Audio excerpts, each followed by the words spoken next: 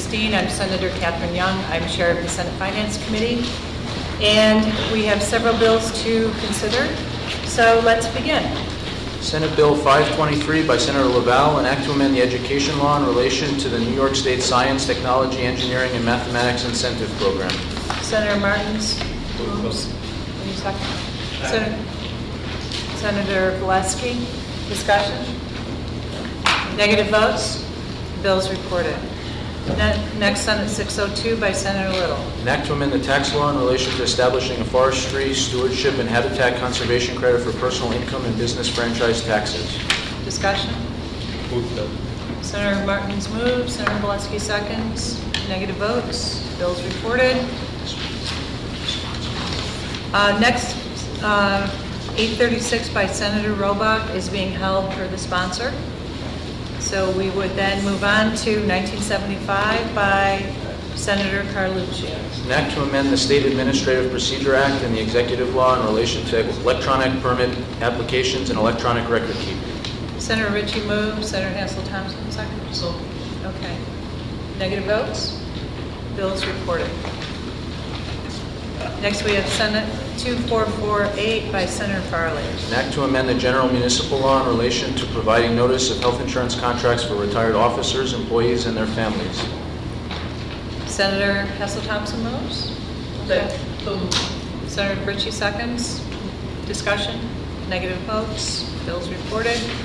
Senate Bill 2658A by Senator Orr. An act to amend the canal law in relation to maintaining bridges in a manner to not impede commercial motor vehicles. Senator Valesky moves. Yes. So there's no fiscal note on this bill, is that correct? It would cost, in pertaining to canal lift bridges, if the state were to maintain the bridges that aren't currently on their website, it would cost $50 million. On an annualized basis? No. So to repair the bridges for over multiple years until the next maintenance would be needed. And would this bill require that the money be spent out of the DOT money that we put into the capital budget for this year? It does not specify what funding would pay for the bridges.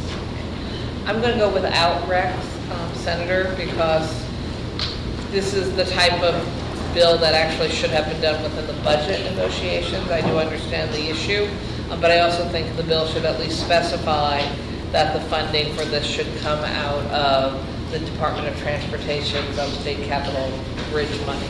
And it doesn't lay that out, so that Rex. Thank you. Any other negative votes? Move. So moved. Bills reported. Next, we have 2903B by Senator Farley. Act to amend the tax law in relation to increasing the exemption for pensions and annuities for certain persons.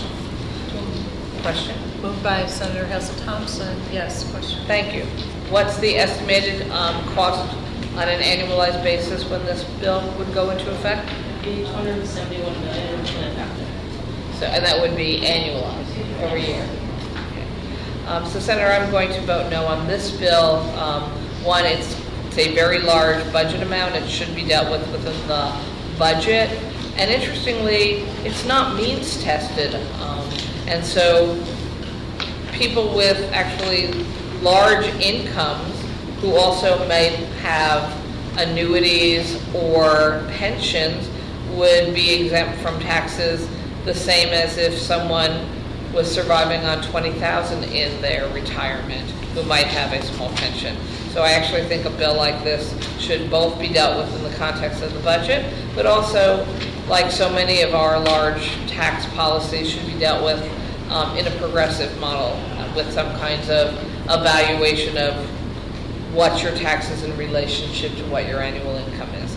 So I'm a no vote, and I have several other I no's. withdraw my motion. This actually would be a positive impact on 375,000 senior citizens across the state.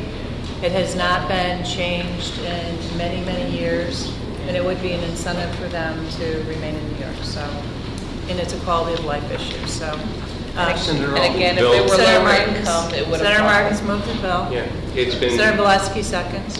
Yes, Senator Martins. It's been 35 years since that figure. And then part of the fear, I think, and concern we should all have is that when we set artificial numbers and then we don't tag them to be revisited over time, that those numbers, unfortunately, with time, become less relevant. So $20,000 in 1981, which is when this original bill was passed, increasing it to $27,000 today, I think is entirely reasonable. Frankly, if they had tagged it to CPI, it would be over $40,000, as I understand it. And the public policy behind the original bill still remains the same, except people's ability to use the number has diminished simply because of the passage of time. So I'm happy to support it.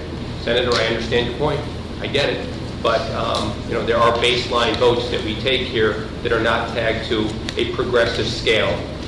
And $27,000 for a retiree is meaningful. The extra $7,000 over 35 years, I think I'm willing to accept. So I'm more than happy to move the bill.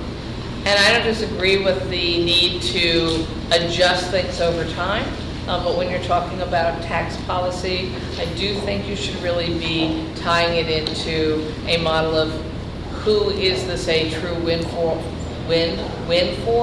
versus, with all due respect, should senior citizens with over $1 million income per year, of which I have quite a few in my district, should they be drawing down our tax dollars?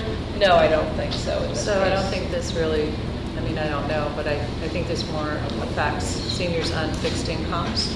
And as you go around the state, maybe not in your district, but in other parts of the state, there are a lot of seniors on fixed incomes who struggle every single day to pay their bills, to buy their food, to buy their medicines. And this would help people in that situation. And I agree completely, and this bill could have been written such that this would apply to them, but not apply to people who don't need this tax reduction. It could be written or amended that way. So I appreciate it. Senator Martins moved, Senator Valesky second. Negative votes? No. Thank you. The bill's reported. Next we have Senate 2978 by Senator Funky. Act to amend the vehicle and traffic law and the penal law in relation to increasing fines and penalties for passing a stopped school bus. We've had several incidents in the state where children have almost been killed, and there was a child that was killed a few years ago. So Senator Parker moves. Second. Senator Kaminsky seconds. Negative votes. Bill's reported. Senate 3328 by Senator Ransom-Hoffer. An act to amend the public authorities law in relation to exempting the Niagara Frontier Transportation Authority from bond issuance charges. Okay. Senator Ritchie moves. Senator Martin seconds. Discussion? Negative votes. Bill's reported. Senate 3388A by Senator Lanza. An act to amend the executive law in relation to the retaking of certain persons absconding from parole or other conditional release. Okay, this is based on the actual case. Senator Ritchie moves. Senator Martin seconds. Negative votes. Bill's reported. Next we have Senate 4505 by Senator Lanza. An act to prohibit the expenditure of state and local funds relating to any trial of enemy combatants at any federal court in the state of New York. Statement, I am voting no, and several of my colleagues are. This is a bill that Senator Lanza and Senator Squadron have debated numerous times, and perhaps yet again this year. If the federal government chooses to do trials of terrorists in the Manhattan courthouses, the concept that we would pass a law saying no New York State funding can be used for police protection or increased security during those trials would frankly put lower Manhattan population at risk and conceivably the entire city of New York at risk. So you might take the position that the federal government should not have trials of terrorists in their courthouses in New York State, but we can't stop them. And so hence to say we will not have any expenditure on security in situations where those trials might occur is chopping off your nose to spite your face. So I vote no on chopping off our noses to spite our face. And so the flip side of that would be that the federal government should not be trying these cases in Manhattan, and that they should pay for any costs that are associated with it if they do decide to do so. So Senator Ritchie moves. Senator Martin seconds. Negative votes, Senator Krueger, Senator Hessel Thompson, Senator Parker. And I have a Bill is series of reported. additional no's that will be submitted by document. However, the bill is reported. So thank you very much. Next, Senate 4976 by Senator Carlucci. An act to amend the social services law in relation to requiring agencies to provide potential adoptive parents with information concerning state-funded benefits or services received by a foster child that expire upon adoption. Moved by Senator Hansel Thompson, second by Second. Senator Parker. And with that record. Okay. Any other discussion? Bills reported. Next, we have Senate 6330 by Senator Marchione. An act to amend the executive law in relation to adding the Bash-Bish Brook to the definition of inland waterways. Senator Valesky, I want you to say that quickly 3 times. Okay. Senator Valesky moves, Senator Ritchie seconds. Negative votes. Bills reported. Next, Senate 6655 by Senator Young. An act to amend the public health law in relation to the services for individuals with traumatic brain injuries in rural areas. Question? Moved by Senator Parker, yes. Thank you. So my understanding is we have a traumatic brain injury waiver program in effect in all 62 counties where people are eligible for these services. One, is there a problem where they aren't being found eligible? And two, is there something unique to rural counties in New York State? Right. So first of all, when somebody is classified as developmentally disabled, it has to have happened before they turn age 21. Right. And oftentimes, people develop traumatic brain injuries after that time period, and basically they get left without services because they don't fit the normal definition. We have a high incidence of traumatic brain injuries in rural areas. I think it's because of falling off the back of a farm truck, whatever it may be. This would actually address that situation and make sure that people who need services desperately would be able to qualify. So, 2 questions. I'm not disagreeing that there must be some rate of traumatic brain injury for people over 21 in rural New York. I don't know that it's actually higher than suburban New York or urban New York. I guess we could find out through medical evaluation. Why wouldn't we make this a statewide program if there's a need? Why We could limit look it at to that. rural counties? We could look at that. And then second, while we're looking, at least I've been advised that because of exactly what you described, that you're not developmentally disabled if brain damage causes similar outcomes for you after the age of 21, that is why we created the traumatic brain injury waiver program that is statewide. And at least my initial understanding is that provides the coverage for the services that you've described in your bill. And I'm just wondering, because I don't know, Senator, whether they're not actually doing what they're supposed to be doing. Well, I believe that in almost every rural county, there are services for people with developmental disabilities. However, there are not TBI services available in every rural county. And I think that's part of the issue, and that they're just not there. But because there already is an infrastructure regarding people with developmental disabilities, I think it makes sense to use that infrastructure because oftentimes people with developmental disabilities have the same issues as somebody with TBI. So this is just a way to address a situation where people are left without services right now who desperately need them.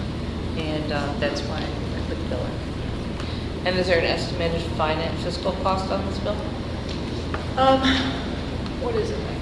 There is not one. Currently, the individuals who are enrolled in the TBI program are being reimbursed through Medicaid, and they would continue to be reimbursed through Medicaid in this circumstance as well. But would be a different universe of people than who are enrolled in TBI? Not necessarily. I think what the bill's trying to get at are individuals who are eligible for the TBI program but don't have the services in their program, so they're actually leaving the TBI program and potentially going into nursing homes instead as an alternative because they can't be served, as Senator Young was saying. So it would allow them to stay within the program and still access developmental disability services, which if the individual is older than 21, can't So it's targeted to get at these individuals older than 21 because they cannot access DD services. So as Megan said, sometimes they're in a higher level of care unnecessarily, So, which yeah. isn't appropriate for their situation or quality of life, number one.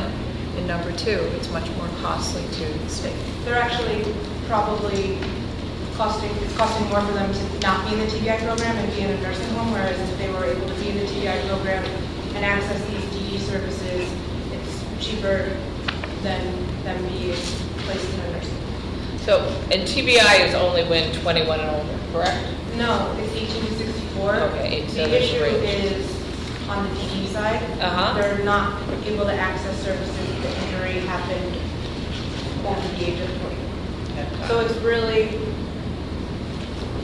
that age group that they're targeting in areas where there's not adequate TBI services. So it also sounds like, Senator Young, that we actually ought to be looking at the perhaps lack of coordination between the TBI program that the state has and the needs in communities and figure out how to maximize the services, best case and even perhaps lower cost than where people are ending up.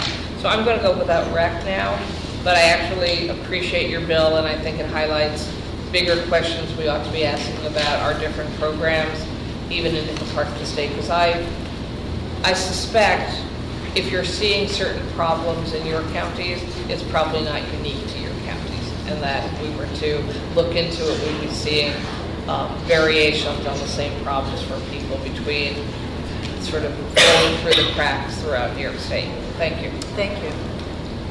Negative votes? Bills reported. Next, we have Senate 6708 by Senator Ritchie. An act to amend the state finance law in relation to the mandatory rededication of unused funds in the New York State Local Government Records Management Improvement Fund.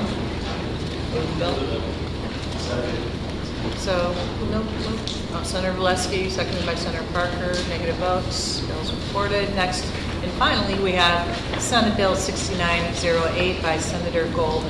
An act to amend the education law in relation to certain tuition waivers for police officer students of the City University of New York and the State University of New York, and providing for the repeal of certain provisions upon the expiration thereof. Senator Parker moves. Senator Hessel Thompson seconds. Don't tell Golden I said Sorry, but we have you on tape. Bills reported. See, that's the catch. It's all on tape. Thank you, everyone. Thank you.